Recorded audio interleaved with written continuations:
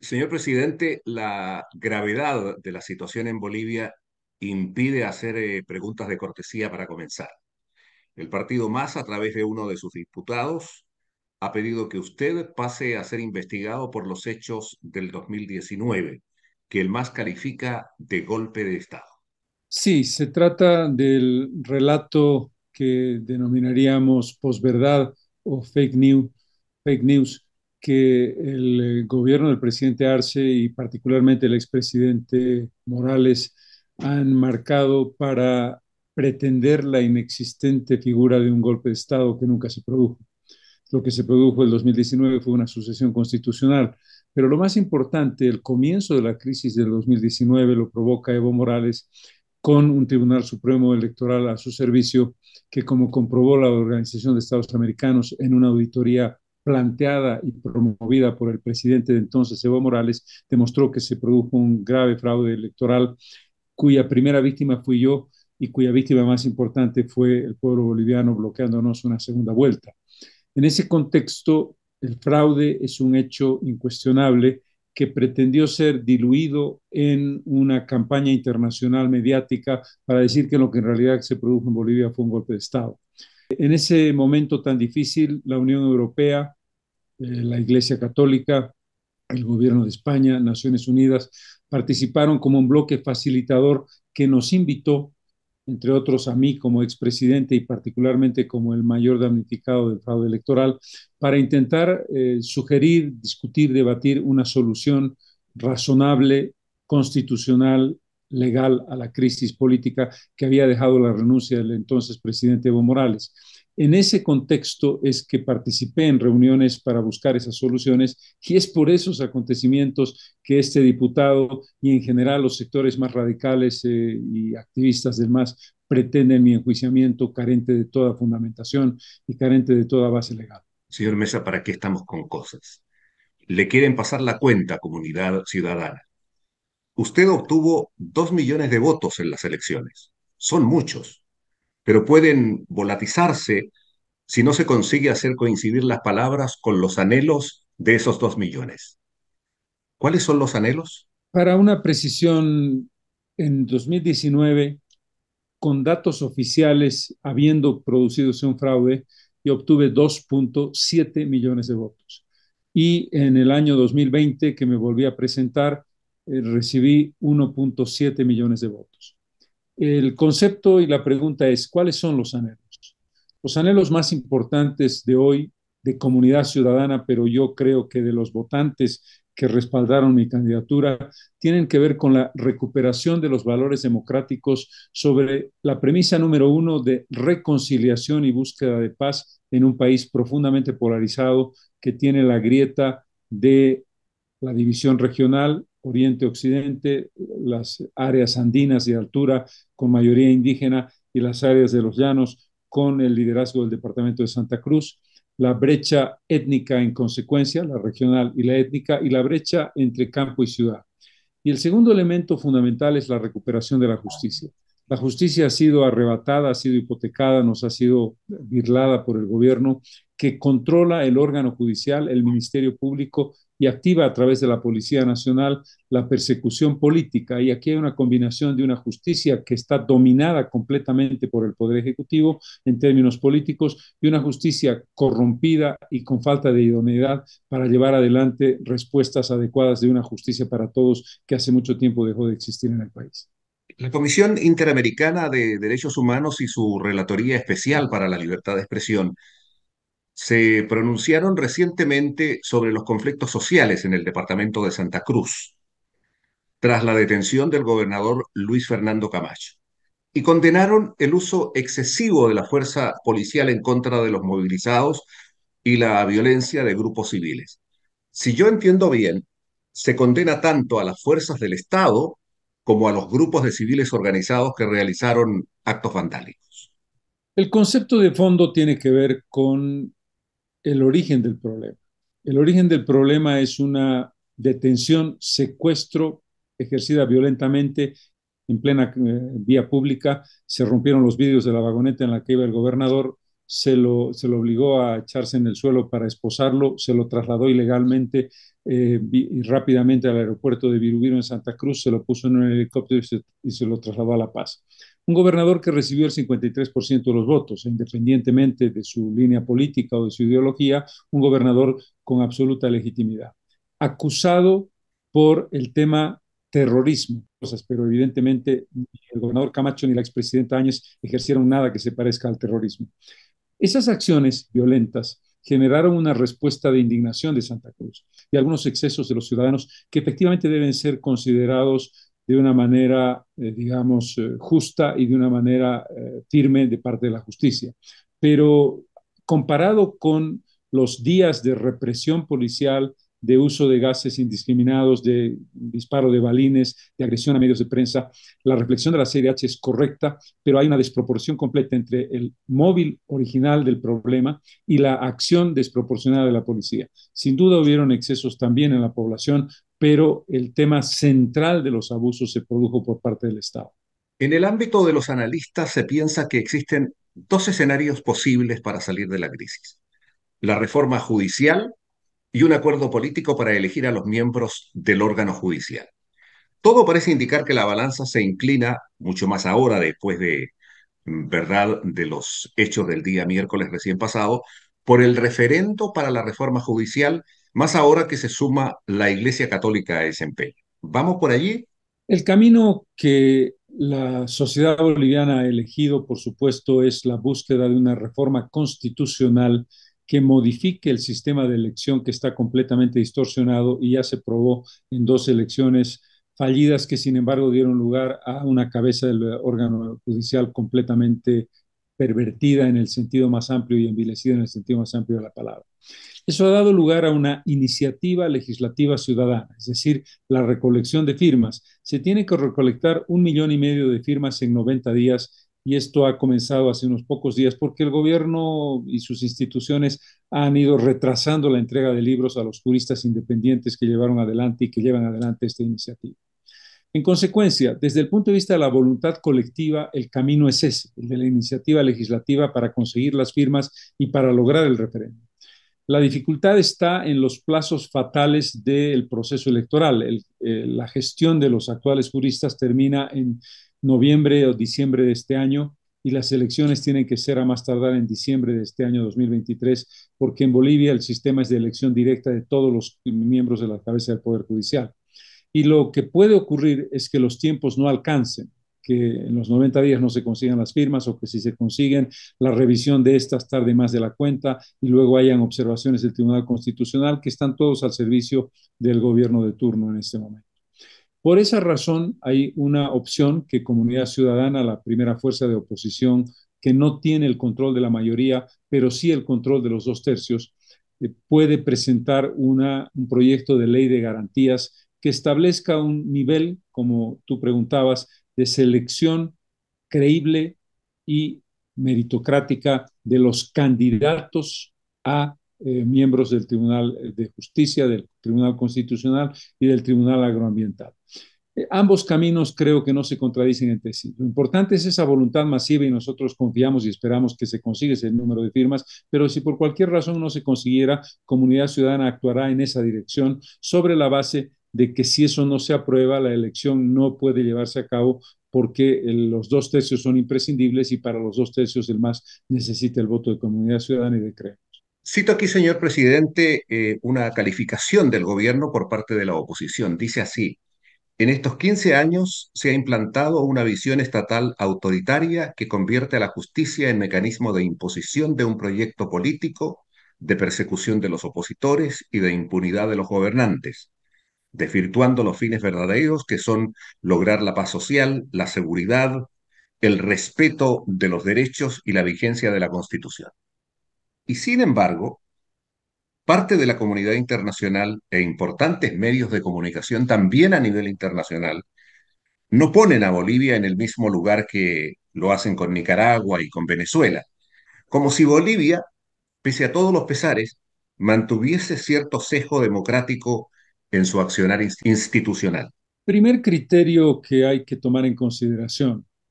Hay una reflexión sobre Bolivia que tiene que ver con la habilidad tanto el gobierno de Evo Morales, que duró largos 14 años, los tres gobiernos de Evo Morales, dos de ellos inconstitucionales por la forma de elección, y el gobierno del presidente Arce. El mantener el celofán democrático que envuelve el corazón autoritario, cosa que ya no hacen ni Nicaragua ni Venezuela y hace mucho tiempo tampoco Cuba. En ese contexto, el gobierno le dirá a la opinión pública internacional, hay un jefe de la oposición que tiene un partido político con un 30% de parlamentarios, hay unos medios de comunicación con columnistas y sectores de opinión muy duros contra el gobierno, lo que demuestra que la democracia se respeta. Ese celofán democrático engaña a la opinión pública internacional porque da ejemplos, comillas, creíbles de pluralismo.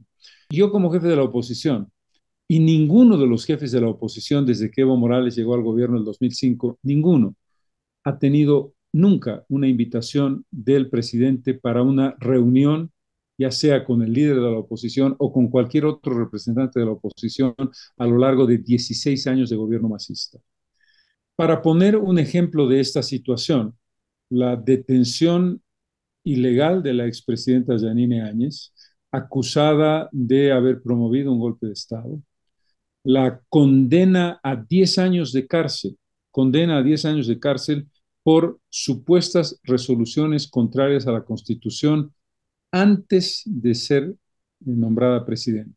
Y la decisión ahora de vulnerar la Constitución para juzgarla por justicia ordinaria en los casos de Sencata y Sacaba, cuando la Constitución dice que cualquier expresidente o expresidente de Bolivia tiene juicio de responsabilidades con aprobación de la Asamblea Legislativa, juicio que se hizo incluso contra el peor de los dictadores que tuvo Bolivia en los últimos años, Luis García Meza, en 1993. Demuestra que ese celofán democrático está generando un espejismo en la opinión pública internacional que debe entender que Bolivia ha roto los valores esenciales del respeto a la democracia con el control férreo de todos los poderes del Estado y con la evidencia de una persecución sistemática a la oposición. Un profesor cruceño amigo me decía que habían arrestado recientemente a una mujer por llamar a la protesta en redes sociales, que también habían ido a arrestar a alguien y como no estaba, se llevaron a otras personas que estaban en la casa. Es como si ciertos métodos represivos de gobiernos autoritarios como el de Venezuela y Nicaragua se copiaran o se compartieran, o es mucho decir. Hay que remitirse a la observación internacional creíble. Amnistía Internacional y Human Rights Watch ha establecido que en Bolivia hay más de 180 presos políticos de diferente naturaleza y en diferente nivel. Tenemos presa a la expresidenta Áñez, tenemos preso al gobernador de Santa Cruz, a varios ministros de la expresidenta, a miembros del alto mando militar y de la policía boliviana, que son parte de un iceberg con detenciones como las que usted menciona, con acusaciones muy graves y con vulneración muy graves y con tipos penales que el Grupo Internacional de Expertos Independientes, que hace más de un año hizo una investigación sobre la crisis del 2019, estableció que no eran correctos y que no se adecuaban a los tipos internacionales. Me refiero, por ejemplo, a sedición y conspiración, que han tenido que ser eliminados de nuestra economía jurídica, del Código Penal. En el caso de terrorismo, que es el caso, digamos, la tipificación del delito de terrorismo, ha eliminado en el actual contenido el criterio más importante, organización de grupos armados y financiación de grupos armados. Al eliminar esos elementos, terrorismo se convierte simplemente en desestabilización o intento de derrocar al gobierno de turno. En ese contexto, cualquier criterio, cualquier acción, una palabra, un discurso puede ser entendido como acto de terrorismo. La CIDH, que ha llegado a Bolivia hace pocas horas, ha establecido esa evidencia y la CIDH entiende que todavía hay tipos penales o otro tipo penal que es resoluciones contrarias a la Constitución y las leyes. Un cajón desastre por el cual en este momento la expresidenta Yanine Áñez, en un juicio exprés de pocos meses, está condenada, no es que esté en prisión preventiva ya, está condenada a 10 años de cárcel por resoluciones contrarias a la Constitución, donde puede caber cualquier tipo de acusación y cualquier tipo de pena en el número de años que se le han asignado. Cuando se le pregunta a la oposición por el tema de la falta de unidad, generalmente esta responde que se debe a que la oposición es democrática y por tanto plural, lo que hace difícil el acuerdo. Y eso, desde un punto de vista teórico, es correcto. Pero desde un punto de vista práctico, se parece demasiado a un sofisma porque soslaya lo más importante. No es posible vencer a quien tiene el poder si no es con una unidad en la diversidad. La verdad es que no sé por qué yo digo todo esto, porque usted lo sabe mucho mejor que yo.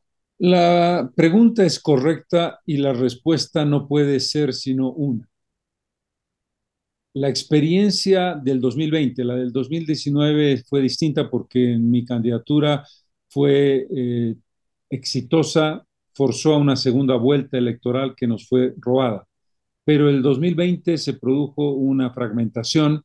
No voy a hacer una justificación de mi candidatura, pero el resultado lo plantea claramente. Yo obtuve prácticamente el 30% de los votos y Luis Fernando Camacho el 14%. Sin ese 14%, si hubiéramos tenido una candidatura unida, que en mi opinión debió ser alrededor mío, porque yo ya había demostrado el éxito que tuve el 2019, nuestro resultado electoral el 2020 hubiera sido mejor. Pero eso me sirve como lección, no para hacer simplemente una autovaloración de lo que yo logré como candidato. El 2025, la respuesta es clara. O la oposición tiene una sola candidatura o no tendrá posibilidades de derrotar electoralmente al movimiento al socialismo. El movimiento al socialismo está enfrentando una división complicada que no ha resuelto todavía y que va a tener consecuencias en el corto y mediano plazo, que es la pelea cada vez más profunda entre Luis Arce, el presidente, y el jefe del partido, expresidente Evo Morales. Pero ese es otro tema. Ese es un tema que resolverá el oficialismo. La oposición tiene que resolver el tema de la unidad y eso implica un desafío para los políticos como yo. Es decir, yo tengo que evaluar la realidad de mis posibilidades electorales cuando nos acerquemos a 2025 para decidir si voy a optar por la candidatura o si por el contrario voy a convertirme en un articulador de una candidatura con opciones. Pero en lo que a mí toca, creo que he aprendido la lección y contribuiré en todo lo que me quepa desde la idea del protagonismo o desde la idea de apoyo a fortalecer una candidatura de unidad. ¿Qué pasa con Santa Cruz? Hoy es la región más atacada por el gobierno y representa como mínimo el 30% de la economía de Bolivia. ¿Estamos frente a un proceso de separatismo en Santa Cruz? No, no lo creo, no lo creo. Hay mínimos, minúsculos grupos radicales en Santa Cruz que optarían por esa palabra, separatismo. El concepto que está empezando a dominar es la idea de federalismo por una razón básica que tiene que ver con que el sistema boliviano hoy, reconocido por la Constitución, es el de autonomías al modelo tipo español. Pero lamentablemente, como tenemos un gobierno hipercentralista, la autonomía es papel mojado de la Constitución y de estatutos que no se cumplen porque el gobierno no respeta ni da lugar a el desarrollo de una autonomía de decisión en las gobernaciones, lo cual está distorsionando completamente la realidad de equilibrios en el país. En el caso concreto de Santa Cruz, es correcto decir que Santa Cruz tiene hoy día la mayor importancia en el PIB, casi el 30%, quizás un poquito más del 30%.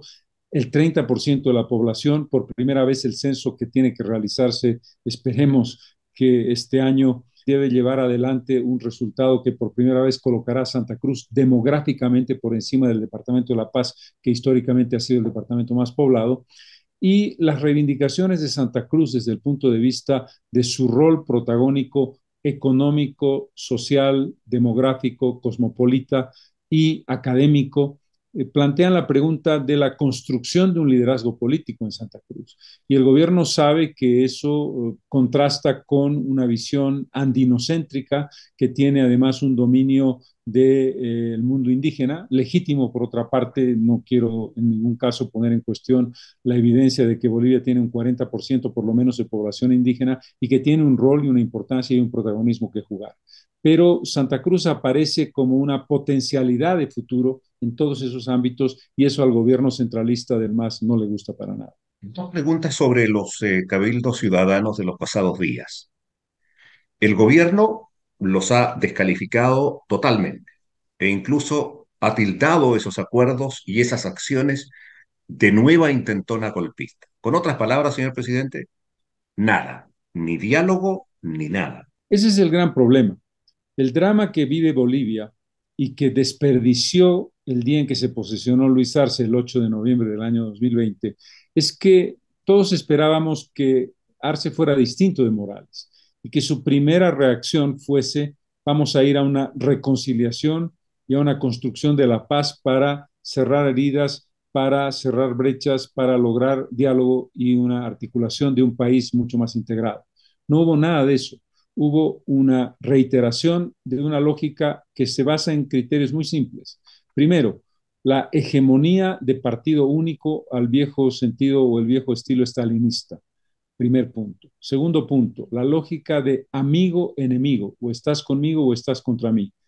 La imposibilidad de construir vasos comunicantes, el hecho de que el gobierno considera que no hay posibilidades de una construcción democrática plural con varios protagonistas, donde la mayoría tiene, por supuesto, un programa que cumplir y unos derechos que tiene por encima de la minoría, pero la minoría tiene que ser escuchada y tiene el derecho de fiscalización y de cuestionamiento o de propuesta. Eso ha desaparecido completamente. En ese escenario, es muy difícil que podamos mirar el futuro con optimismo porque eso vulnera elementos centrales del funcionamiento filosófico de la democracia. La democracia no es solamente una palabra, no es solamente una denominación general. Y el criterio, para poner el ejemplo de los cabildos, el criterio de los cabildos es un elemento reconocido por la Constitución Política del Estado en la democracia participativa, que es una de las formas de democracia que tiene Bolivia, que no son vinculantes, pero que deben ser considerados como opinión que debe ser tomada en cuenta por el Estado. La lógica del MAS es excluyente, es una lógica de cero diálogo y ese es el verdadero problema de mediano y largo plazo para construir una democracia con un protagonista que no cree en ella, salvo cuando recibe los votos. Cuando los pierde, desaparece su fe democrática. La segunda pregunta relacionada con los cabildos. ¿Debo suponer, señor presidente, que la petición de amnistía no invalida para nada la necesaria investigación y el debido juicio por las masacres de Sacaba y Sencata? Es una pregunta pertinente. En cuanto se habló de amnistía, el gobierno dijo, claro, lo que quiere la oposición es la impunidad para los autores de los crímenes de Sencata y Sacaba.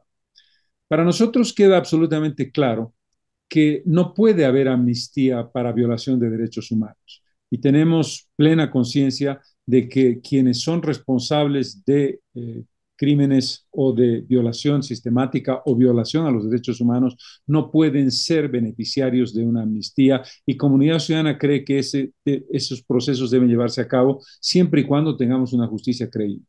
Pero el otro elemento, decir o suponer que los presos políticos, los perseguidos, los juzgados injustamente son todos vinculados a violación de derechos humanos es una gigantesca mentira. El gobierno siempre juega a esa media verdad que confunde a la opinión pública y que da lugar a internacionalmente a decir cómo es posible que haya una amnistía para quienes violan derechos humanos.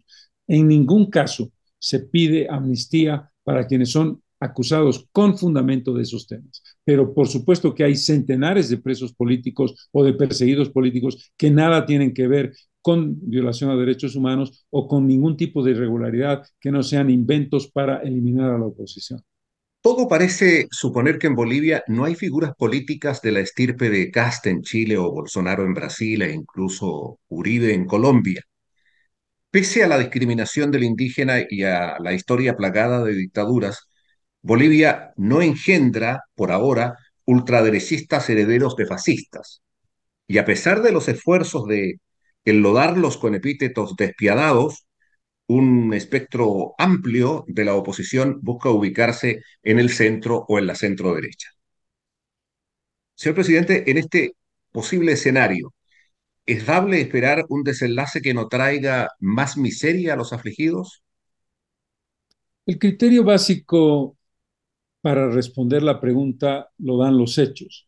A diferencia de lo que ha pasado en otros países fuertemente polarizados en América Latina, igual que Bolivia, si se hace un análisis de las elecciones del 2019 y el 2020, en que hubieron posiciones en la oposición de centro, centro izquierda, como la que nosotros representamos, y posiciones de derecha más clara, el votante escogió nítidamente por el equilibrio, por la centralidad, por la construcción de un centro político en las dos elecciones, el 2019, que votaron por mí de manera masiva y me robaron la segunda vuelta, y el 2020, a pesar de que hubo una candidatura de derecha más clara en esa dirección política e ideológica, votaron también por nosotros con el 30% prácticamente de los votos, lo que demuestra que el pueblo boliviano no quiere el extremo del MAS, pero tampoco quiere el extremo de la otra posición. Es decir, la radicalidad no está en la mente del votante de oposición boliviano, que creo que yo represento. En este momento, Comunidad Ciudadana es la primera fuerza de oposición, está planteando el diálogo, está planteando propuestas, está planteando reformas, está siendo propositiva y además está en una posición de construir un centro político de manera significativa en la sociedad boliviana. Señor presidente, yo ya me disponía en este momento a despedirme, pero me acordé de una pregunta que poca gente se hace por razones seguramente muy obvias. ¿Para usted el gobierno del presidente Arce es un gobierno de izquierda? No, primero creo que la palabra izquierda y la palabra derecha están completamente desvalorizadas y han perdido sentido a lo largo del tiempo. No tenemos la misma realidad de los años 60 y 70 de la época de la Guerra Fría. No, porque el gobierno del presidente Arce, que se reivindica defensor del mundo indígena, está permitiendo la desaparición de por lo menos 6 o 7 de los pueblos reconocidos por la Constitución que no han recibido ningún respaldo y que están en extinción. No, porque la depredación del medio ambiente es algo brutal. Bolivia es el país más depredador del área amazónica en proporción a su superficie de territorio, y no porque no hay una visión que sustituya el rentismo y el extractivismo de una nación que solo vive de materias primas con poco elemento de valor agregado y de diversificación económica. No porque el discurso vinculado a la defensa de la madre tierra es puramente retórico, y porque Bolivia sigue siendo el país con mayor porcentaje de feminicidios en la región y con una visión machista y patriarcal muy evidente. Y finalmente no porque la economía boliviana se basa en muchos de los sectores de la sociedad, además de la informalidad, en un capitalismo muy brutal y muy salvaje, sin la consideración en la informalidad de derechos de horario de trabajo, de derechos de edad, de trabajo para las mujeres que no corresponde por su esfuerzo físico, y de elementos vinculados a no hay seguridad industrial, no hay jubilación. Es el conjunto de elementos que desnudan eso de progresismo disfrazado malamente por el gobierno del presidente Arce está claro.